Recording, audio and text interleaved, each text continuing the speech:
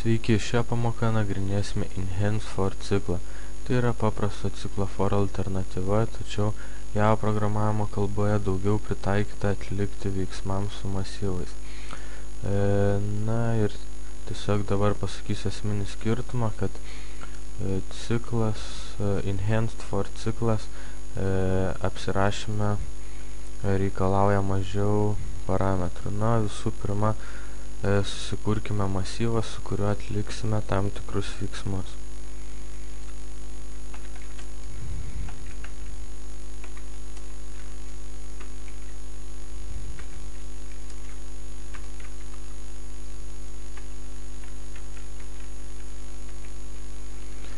Savai galite pavadinti bet kaip, reikšmes taip pat savo nuožiūrą priskirkite. Na ir seniau, kai tiesiog apsirašinėdame paprastą ciklą for, rašydame žodelį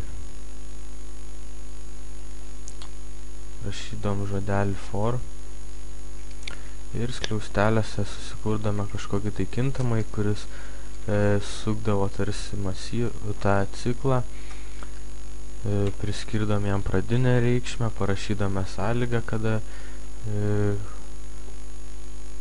būdavo vykdamas tas ciklas ir tiesiog tam kintamajam suteikdome kažkokį pokytį. Na, enhanced for ciklas apsirašoma štai taip. Vėlgi bus reikalingas kažkoks tai kintamasis, tarsi identifikatorius.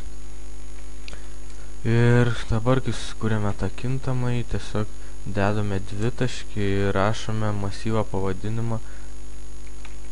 Na, turbūt atrodo sudėtingai, bet dabar bandysiu pakomentuoti. Ir tai yra visas enhanced for ciklo apsirašymas. Tiesiog sukuriame kintamą identifikatorių ir priskiriame jam masyvą, kažkokį tai masyvo pavadinimą parašome. Ir tiesiog, kada sukasi ciklas, vis nauja reikšmė priskiriama šiam identifikatoriui. Tiesiog programa automatiškai supranta, kad kaskart sukantis ciklui šiam kintamajam reikia suteikti masyvo reikšmę nuo nulinės iki pačios paskutinės.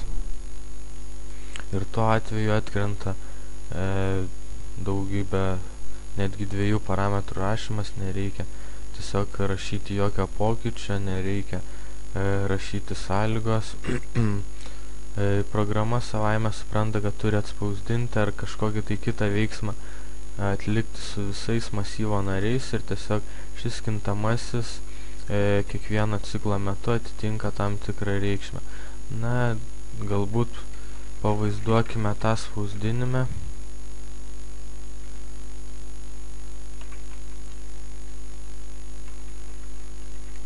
Ir atspausdinkime šį kintamąjį.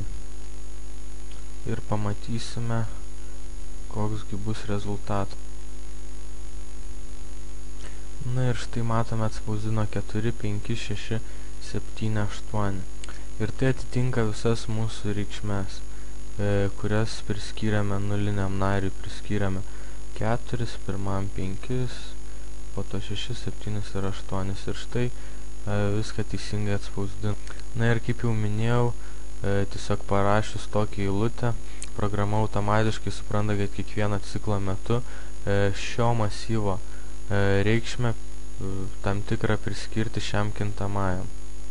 Na ir žinoma, galima ne vien tik spausdinti, galima daryti įvairius kitus veiksmus, apie kuriuos jau esame kalbėję, galbūt vieną jų pavaizduosiu. Tiesiog susumuosime visus masyvo narius.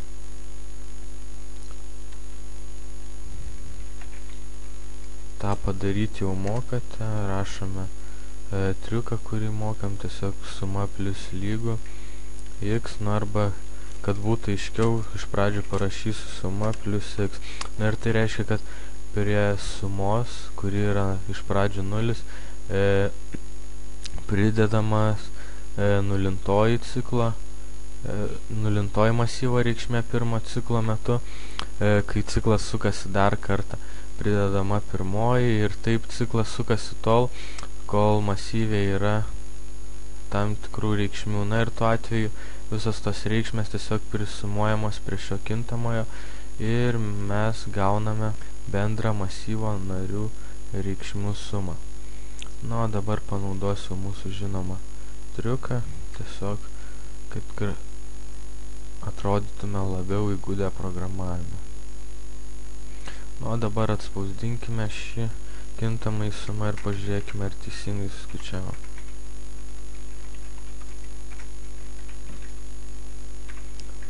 Paleidžiame programą, ok. Kažkur klaidą išmetė, taip, padariau čia klaidą, atsiprašau. Na ir štai atsakymas 34, 9, 15, 22 ir 30, taip suskaičiavo teisingai. Na, taigi matote, kad tikrai šiuo būdu apsirašant ciklą for, šiuo atveju enhanced for ciklą, galima sutaupyti žymiai daugiau laiko.